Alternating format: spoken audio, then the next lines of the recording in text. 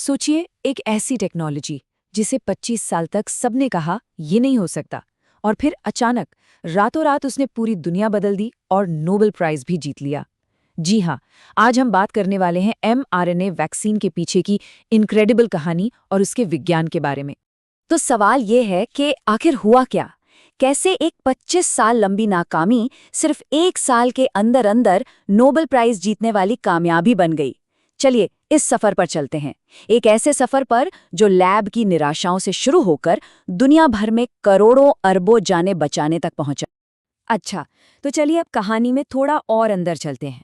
देखिए, हर बड़ी साइंटिफिक खोज के पीछे ना एक इंसानी कहानी छुपी होती है, और mRNA वैक्सीन की कहानी में वो कहानी है Nobel prize winner Drew Weissman जैसे लोगों की।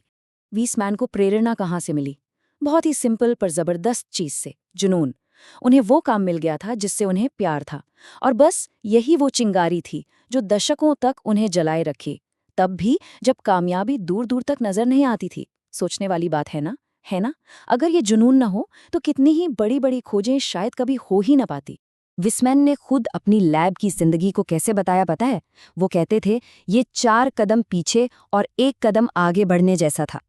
सोचिए, लगातार फेलियर, बार बार नाकामी, और फिर भी हर सुबह उठकर वापस उसी काम में जुटना हिम्मत के साथ। यही था उनका संघर्ष। ये एनालॉजी बहुत कमाल की है। जैसे किसी बच्चे को पालने में सालों की मेहनत लगती है, कितनी निराशा हाथ लगती है, और फिर जाकर कहीं छोटे छोटे खुशी के पल मिलते हैं। बिल्कुल वैसे ही इस टेक्नोलॉजी को बड़ा करना था। ये कोई रातों रात मिली कामयाबी नहीं थी, बिल्कुल नहीं। तो सवाल उठता है कि दशकों तक ये गाड़ी इतनी धीमी क्यों चल रही थी? भाई, बात ये थी कि mRNA का आइडिया जितना ब्रिलियंट था ना, उसमें एक बहुत बड़ी एक घातक गड़बड़ थी, और इसी गड़बड़ ने रिसर्चर्स को सालों तक उलझाए रखा। आइडिया तो एकदम क्रांतिकारी था। सोचिए, बाहर से कोई दवा देने के बजाय क्यों ना शरीर को ही सिखा दिया जाए कि वो अपनी दवा खुद बना ले। मतलब अपनी ही बॉडी को एक मिनी फैक्ट्री बना देना। ये थी mRNA की असली पावर। तो ये थी वो सबसे बड़ी दीवार। जैसे ही ये लैब में बना सिंथेटिक mRNA शरीर में जाता, बॉडी के सारे अलार्म बज उठते थे। इम्यून सिस्टम उसे एक बाहरी दुश्मन समझकर उस पर हमला बोल देता था, और इस हमले में इससे पहले कि वो बेचारा mRNA अपना काम कर पाता, उसे खत्म कर दिया जाता था। तो ये एक तरह से डबल मुसीबत थी। एक तो इम्यून सिस्टम का ये हमला खुद शरीर के लिए खतरनाक हो सकता था, और दूसरा, इस हमले की वजह से सेल्स को वो प्रोटीन बनाने का मौका ही नहीं मिलता था जिसके लिए mRNA भेजा गया था। मतलब चिट्ठी पहुंचने से पहले ही जला दी जाती थी। सालों की इस निराशा के बाद आखिरकार वो घड़ी आई, एक ऐसी खोज जिसने पूरा खेल ही पलट दिया। और इसका जो सलूशन निकला ना, वो साइंस में अक्सर होता है, बहुत ही सिंपल और एलिगेंट था। और आइडिया मिला भी कहाँ से? कुदरत से। रिसर्चर्स कैटलिन कारिको और ड्रू वीसमैन ने एक चीज नोटिस की।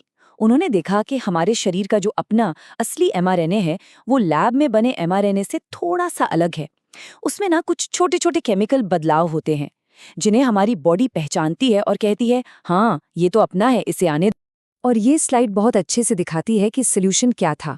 उन्होंने क्या किया? यूरिडिन नाम के एक छोटे से बिल्डिंग ब्लॉक को उसके ही एक बदले हुए रूप स्यूडो यूरिडिन में बदल दिया। बस इतना सा बदलाव। यहाँ देखिए, बाईं तरफ जो बिना बदलाव वाला mRNA है, उस पे इम्यून सिस्टम हमला कर रहा है, और दाईं तरफ ये बदला हुआ mRNA चुपके से बिना किसी को बताए सेल के अंदर चला जाता है।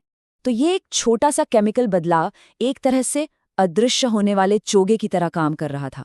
इसने सिंथेटिक mRNA को इम्यून सिस्टम की नजरों से छिपा दिया, और इसका नतीजा सिर्फ खतरनाक सूजन ही नहीं रुकी, बल्कि प्रोटीन का प्रोडक्शन भी कई गुना बढ़ गया। और बस यहीं से ये टेक्नोलॉजी पहली बार काम करने लायक बनी। और इसी एक खोज ने दशकों से लैब में चल रहे धीमे और शांत काम को एक ग्लोबल क्राइसिस के बीच एक जबरदस्त हथियार में बदल दिया। 25 साल। सोचिए, पूरे 25 साल लगे इस बेसिक साइंस को तैयार करने में। ये 25 साल थे सब्र के, हिम्मत के, और न जाने कितनी नाकामियों के। और फिर 1 साल से भी कम, वायरस का जेनेटिक कोड दुनिया के सामने आने से लेकर पहली वैक्सीन को मंजूरी मिलने तक का सफर 1 साल से भी कम में पूरा हो गया। अब सवाल ये है कि ये हुआ कैसे? ये ऐसे हुआ क्योंकि उन 25 सालों की मेहनत ने इस एक करिश्माई साल को मुमकिन बनाया था। तो आखिर ये काम कैसे करती है? चलिए इसे एकदम आसान भाषा में समझते हैं। ये जो बदला हुआ mRNA है उसे एक सेफ्टी बबल में डालकर हमारे सेल्स तक पहुंचाया जाता है। फिर हमारा सेल उस कोड को पढ़ता है और वायरस का ही एक छोटा सा हार्मलेस हिस्सा यानी स्पाइक प्रोटीन बनाता है। बस फिर हमारा इम्यून सिस्टम इस स्पाइक प्रोटीन को पहचानना सीख लेता है ताकि अगर कभी असली वायरस शरीर में आए तो वो उससे लड़ने के लिए पहले से ही तैयार हो। अच्छा, इस टेक्नोलॉजी की कामयाबी के साथ साथ ना एक बड़ा मज़ेदार सवाल भी खड़ा हो गया है। सवाल ये है कि इसे आखिर कहें क्या, वैक्सीन या कुछ और?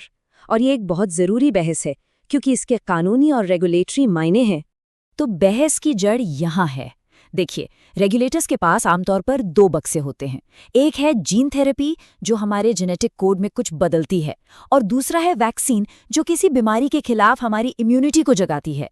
अब मजे की बात यह है कि mRNA वैक्सीन इन दोनों ही बक्सों में थोड़ी थोड़ी फिट बैठती है। मामला ये है कि क्योंकि mRNA हमारी सेल्स को एक नया प्रोटीन बनाने का ऑर्डर देता है, तो टेक्निकली ये जीन थेरेपी की परिभाषा में आ जाता है, लेकिन इसका असली मकसद तो इम्यूनिटी को ट्रेन करना है और इस लिहाज से ये एक वैक्सीन है। तो आखिर में दुनिया की बड़ी बड़ी रेगुलेटरी बॉडीज जैसे यूरोपियन मेडिसिन्स एजेंसी और अमेरिकी FDA ने एक साफ लाइन खींच दी। उन्होंने फैसला किया कि जब तक इस टेक्नोलॉजी का इस्तेमाल किसी इन्फेक्शन वाली बीमारी से बचाने के लिए हो रहा है, तब तक इसे वैक्सीन ही माना जाएगा और उसी के नियमों के तहत रेगुलेट किया जाएगा, जीन थेरेपी के नहीं।